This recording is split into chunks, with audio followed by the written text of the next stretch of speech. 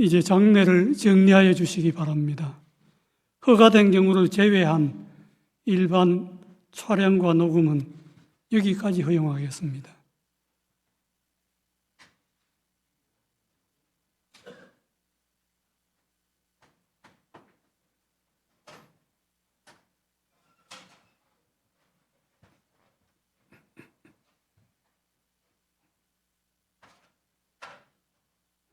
판결을 선고하겠습니다. 2025도 4697 공직선거법 위반, 피고인 이재명, 상고인 검사.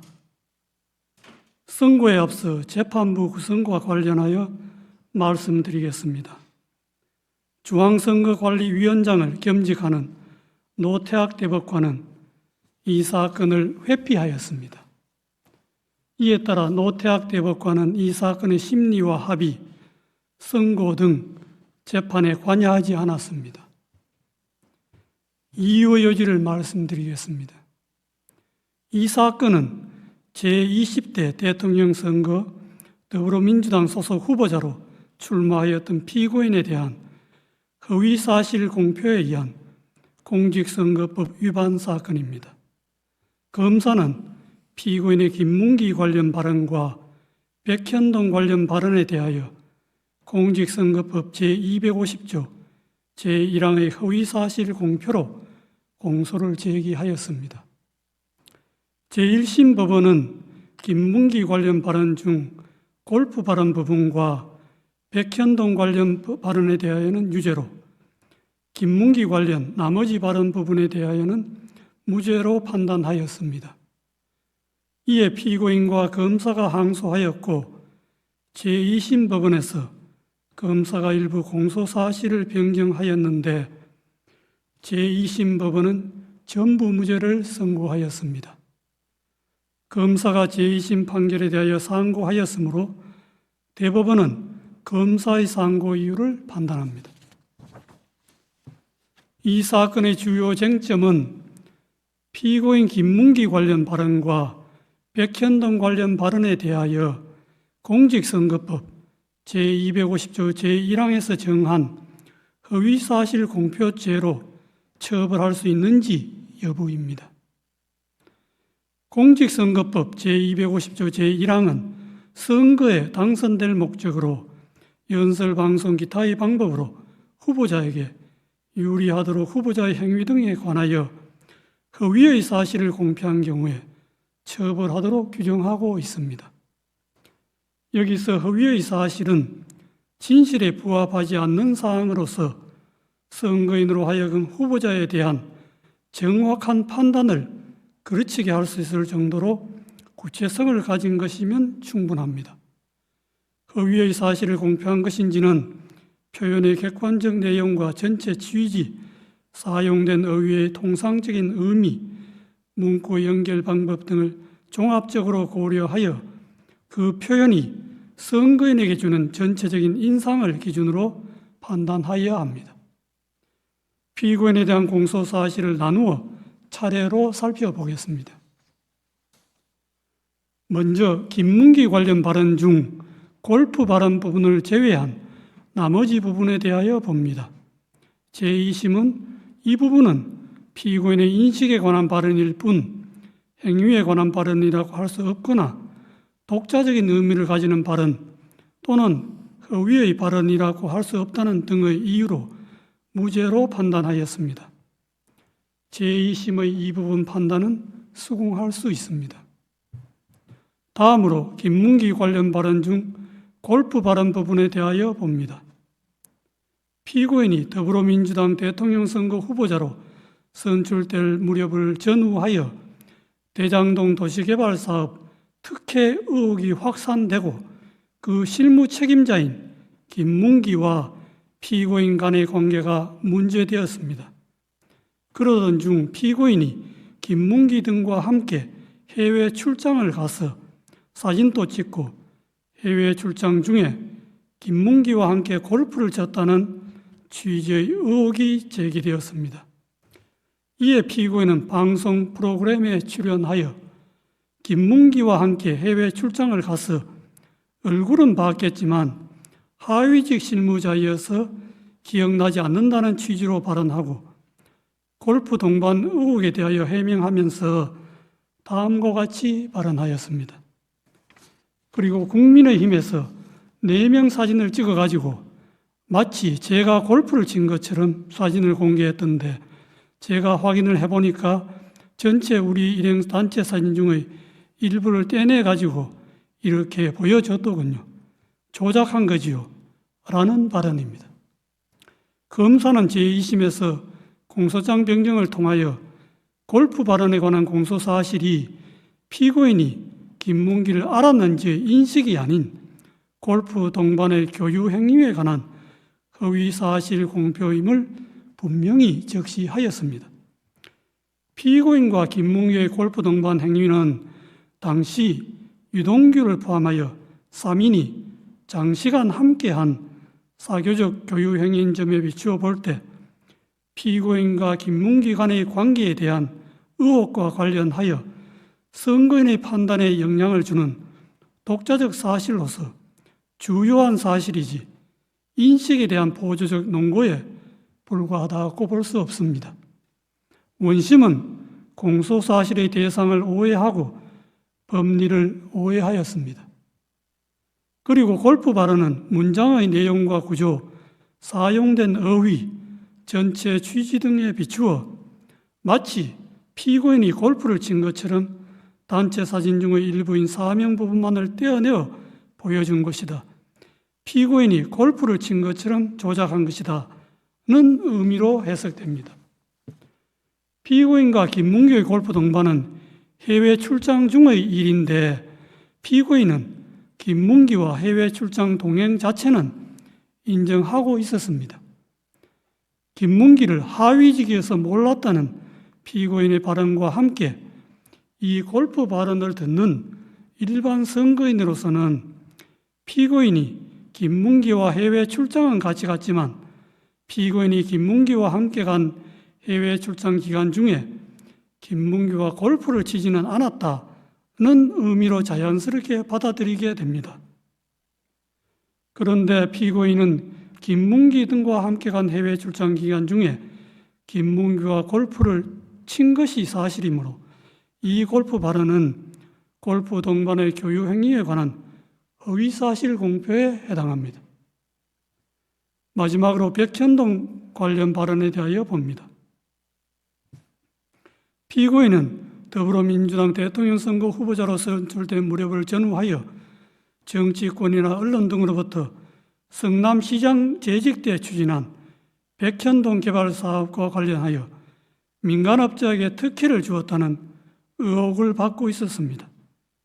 백현동 관련 발언 전날 서울특별시에 대한 국정감사장에서 서울특별시장이 녹지지역이던 백현동 부지를 민간 사업자가 매수한 이후에 준지구지역으로 4단계나 용도지역 상향을 해주어 민간업자에게 막대한 이익을 주었다는 특혜 의혹을 제기하였습니다. 이에 피고인은 그 다음 날 경기도에 대한 국정감사장에서 백현동 부지에 관한 용도지역 상향 특혜 의혹을 해명하기 위해 미리 준비한 백현동 관련 발언을 하게 되었습니다.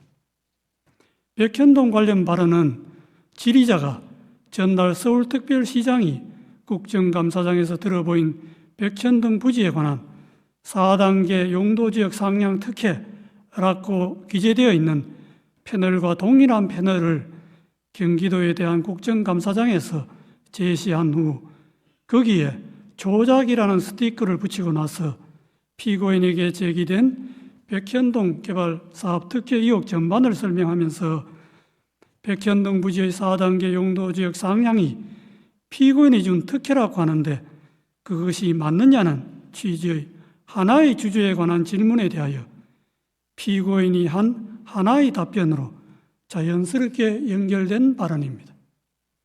따라서 그 연결된 발언 전부의 내용이 일반 선거인에게 주는 전체적인 인상을 기준으로 발언의 의미를 해석하여야 합니다.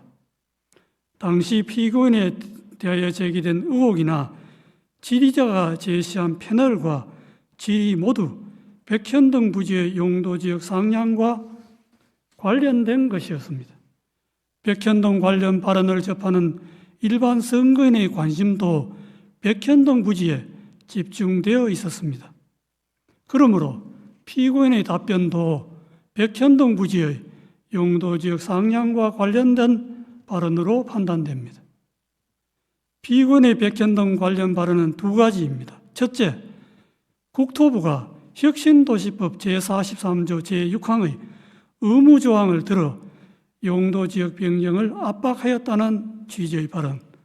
둘째, 국토부가 이 의무조항에 따르지 않으면 직무유기를 문제 삼겠다고 협박하였다는 취지의 발언입니다. 이 발언의 내용을 보면 그냥 단순히 국토부의 압박과 협박을 받았다는 막연하고 추상적인 표현이 아니라 국토부가 혁신도시법 제3조 제6항 의무조항을 들어서 했다는 내용을 구체적으로 적시하면서 이 조항이 적힌 패널을 제시까지 하고 한 구체적 사실을 포함하는 진술로서 사실의 공표이지 단순히 과장된 표현이거나 의견 표명에 그치는 것이 아닙니다. 의무조항을 들어 압박하였다는 취지의 발언에 관하여 보면 용도지역 상향은 성남시가 자체적 판단에 따라 추진한 것이었고 용도지역 상향 단계에서 국토부가 성남시에 의무조항을 들어 압박한 일은 전혀 없었습니다. 성남시가 먼저 국토부의 종전협조 요청 공문이 혁신도시법 제43조 6항의 의무조항에 근거한 것인지 상위계획에 제촉됨에도 식품연구원의 요청대로 주거지역으로 용도 변경이 가능한지 묻는 내용으로 국토부에 공문으로 질의하였습니다. 이에 대하여 국토부는 종전협조 공문은 혁신도시법 제43조 제6항의 의무조항과 무관하고 용도지역 변경은 성남시가 적이 판단하여야 할 사항이라고 성남시의 공문으로 분명하게 회신하였고 그 후에도 국토부의 입장에는 아무런 변화가 없었습니다. 그런데도 피고인은 이에 명백히 배치되는 허위의 발언을 하였습니다. 직무유기를 문제 삼겠다고 협박하였다는 취지의 발언에 관하여 보면 용도지역 상향과 관련하여 국토부가 성남시에 직무유기를 문제 삼겠다고 협박한 사실이 전혀 없는데도 피고인은 이와 같은 허위의 발언을 하였습니다. 피고인의 백현동 관련 발언은 선거인들에게 국토부가 피고인이 시장으로 했던 성남시에 혁신도시법 제43조 제6항의 의무조항을 들어 압박을 가해도 되지 않자 직무유기를 문제 삼겠다고 협박까지 해서 피고인이 어쩔 수 없이 부득이 용도지역을 상향하게 되었구나 하는 잘못된 인상을 주기에 충분하고 이와 같은 피고인의 의무조항 압박 발언과 직무유기 협박 발언은 독자적으로 선거인의 판단에 영향을 줄 만한 구체적이고 핵심적인 내용에 해당합니다. 민주주의의 요체는 공적 관심사에 대한 자유로운 의사의 표현과 활발한 토론에 있으므로 민주주의 실현 과정인 선거 절차에서도 선거의 공정성을 해하지 않는 범위 내에서 정치적 표현의 자유가 충실하게 보장되어야 합니다. 다만 정치적 표현의 자유가 보호되는 정도는 그 표현의 주체와 대상 등에 따라 달라질 수 있습니다. 공직을 맡으려는 후보자가 자신에 관한 사항에 대하여 국민에게 허위 사실을 공표하는 국면에서는 일반 국민이 공인이나 공적 관심사에 대한 의견과 사상을 표명하는 경우와 같은 의미와 정도의 표현의 자유가 허용될 수는 없습니다. 공직선거법 제250조 제1항에서 허위사실 공표죄를 처벌하는 것도 이러한 배경에서 이해되어야 합니다. 공직선거법 제250조 제1항의 허위사실 공표죄는 후보자의 정치적 표현을 구제하는 측면 외에도 주권자인 국민이 올바른 정보의 토대 위에서 정치적 의사를 형성하고 선거를 통해 흠없이 주권자로서의 의사를 표현할 수 있도록 보장하는 측면을 아울러 가집니다. 후보자의 어떤 표현이 허위사실 공표에 해당한지를 판단할 때에는 후보자의 정치적 표현, 특히 의견과 사상의 영역에 속하는 정치적 표현이 과도하게 제한되지 않도록 유의하면서도 공정한 선거를 통하여 보호하고자 하는 선거인의 알 권리와 그의 바탕을 둔 선거권 등 선거인이 국민으로서 가지는 헌법상의 기본권을 충실한 보장 요청을 고려해야 합니다. 표현의 의미는 후보자 개인이나 법원이 아닌 선거인의 관점에서 해석해야 하고 어느 정도의 허위사실이 후보자의 표현의 자유란 이런 말에 용인될 수 있는지는 그 허위사실이 선거인의 공정한 판단에 영향을 미치는 정도에 따라 판단하는 것도 이러한 고려의 결과입니다. 이 사건에서 피의원의 김문기 관련 발언 중 골프 발언 부분과 백현동 관련 발언은 피의원의 공직 적격성에 관한 선거인의 정확한 판단을 거르칠 정도로 중요한 사항에 관한 허위사실의 발언이라고 판단되므로 후보자의 표현의 자유라는 이런 말에 허용될 수가 없습니다. 이러한 판단에 따라 이 사건의 결론에 관하여 봅니다. 김문기 관련 발언 중 골프 발언을 제외한 나머지 부분은 공직선거법 제250조 제1항에서 정한 허위사실 공표죄로 처벌할 수 없습니다.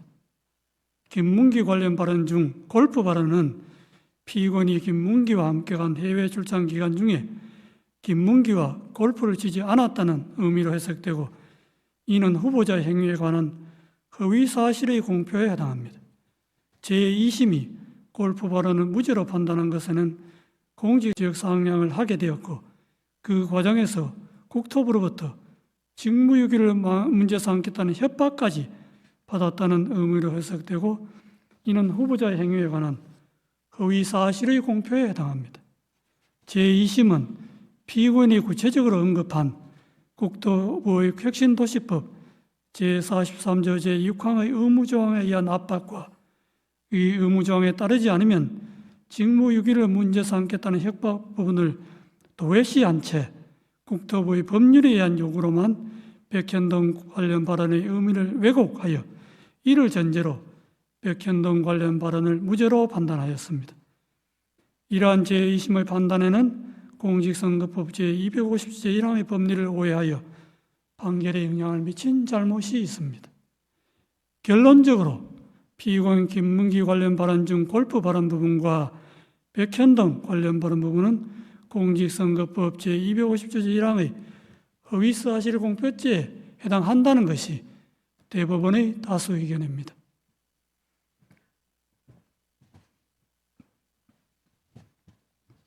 이상의 다수 의견에 대하여는 대법관 이흥구, 대법관 오경무의 반대 의견과 다수 의견에 대한 대법관 서경만, 대법관 신숙희, 대법관 박영재, 대법관 이수견, 대법관 마용주의 보충 의견 및 반대 의견에 대한 대법관 이흥구의 보충 의견이 있습니다. 그중 반대 의견의 요지는 다음과 같습니다. 김문기 관련 발언 중 골프 발언과 백현동 관련 발언을 공직선거법 제250조 제1항이 정한 허위사실 공표로 인정한 다수 의견의 논거와 결론에 동의할 수 없습니다. 그 이유는 다음과 같습니다.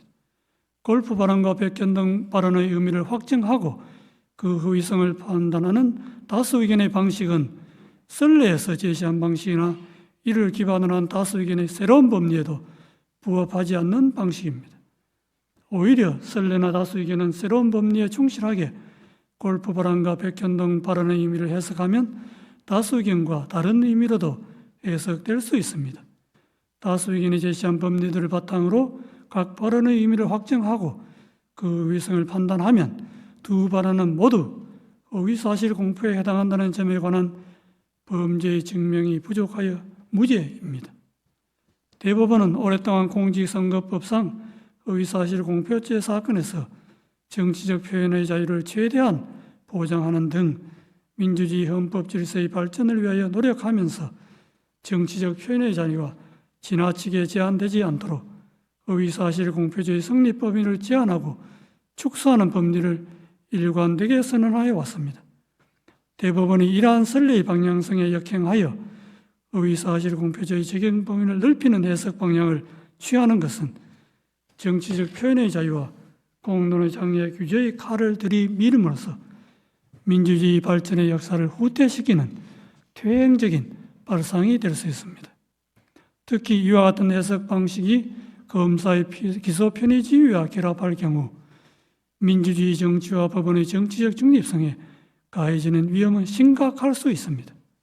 선거의 공정성을 내세워 공직선거법상 의사실 공표죄의 적용을 매개로 수사기관과 법원이 선거 과정에 개입하는 통로를 넓게 여는 것은 표현의 자유의 축소로 선거의 자유를 해칠 뿐만 아니라 법원의 정치적 중립성의 위험 요소를 끌어오게 됩니다. 정치적 영역에서 해소되어야 할 정치 집단 사이의 상호 공방을 법정으로 가져와 법원 심판대에 올려놓음으로써 사법의 정치화라는 비판을 불러오게 됩니다. 정치적 표현의 자유를 확장해온 선례의 태도는 법원의 정치적 중립성을 지켜주는 울타리이기도 하므로 존중되어야 마땅합니다.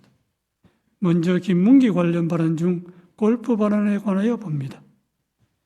골프 발언은 궁극적으로 과거 6, 7년 전에 있었던 발언자의 행위나 교육관계에 관한 기억을 주제로 한 발언에 불과하고 국민의힘에서 공개한 사진이 조작되었다는 다른 의미로 해석될 여지가 큼에도 다른 합리적 해석의 가능성을 배제한 채 공소사실에 부합하는 취지로만 해석하는 다수 의견은 정치적 표현의 자유와 선거운동의 자유의 헌법적 의의와 중요성을 충분히 고려하지 않은 결과로서 재형법정주의나 의심스러울 때는 피고인에게 유리하게라는 형사법의 기본 원칙에도 반합니다.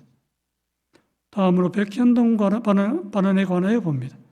백현동 발언은 전체적으로 의견 표명에 해당하고 세부 사항에서 진실과 약간 차이가 있거나 다소 과장된 표현이 있다 하더라도 이를 허위의 사실이라고 볼 수 없습니다. 국토부가 이 사건 의무조항 등 법률적 근거를 바탕으로 성남시에 여러 차례에 걸쳐 용도 지역 변경 등 관련한 요구를 한 사실이 있고 국토부의 그러한 행위는 중앙정부와 지방정부 사이에 발생한 정책 조율 과정이며 이는 지방정부의 최종적인 용도 지역 변경 결정에 여러모로 영향을 미치는 것이 분명하므로 용도 지역 변경 행위의 원인으로 이 사건 의무 조항을 지적한 부분이 허위라고 단정할 수 없습니다.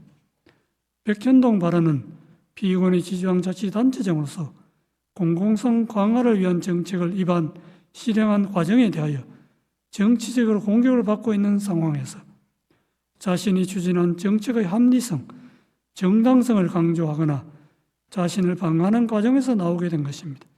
이는 전체적으로 볼 때 피고인이 국회에서 과거 실행한 정책의 배경과 공과를 설명하면서 피고인의 용도지역 변경 행위의 원인이 근본적으로 국토부의 요구에 있으므로 그 정치적 책임이 국토부에 있다는 것을 강조한 언급으로서 의견 표명에 해당하므로 허위사실 공표죄를 구성하는 허위사실이라고 볼 수 없습니다. 따라서 김문기 관련 발언 중 골프 발언과 백현동 발언 부분은 허위사실 공표죄로 처벌할 수 없다는 것이 반대 의견의 요지입니다.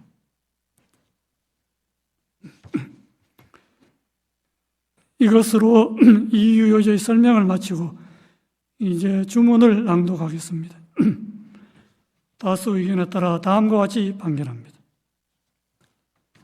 원심 판결을 파기하고 사건을 서울고등법원에 완송한다. 이상으로 오늘 판결 선고를 모두 마치겠습니다.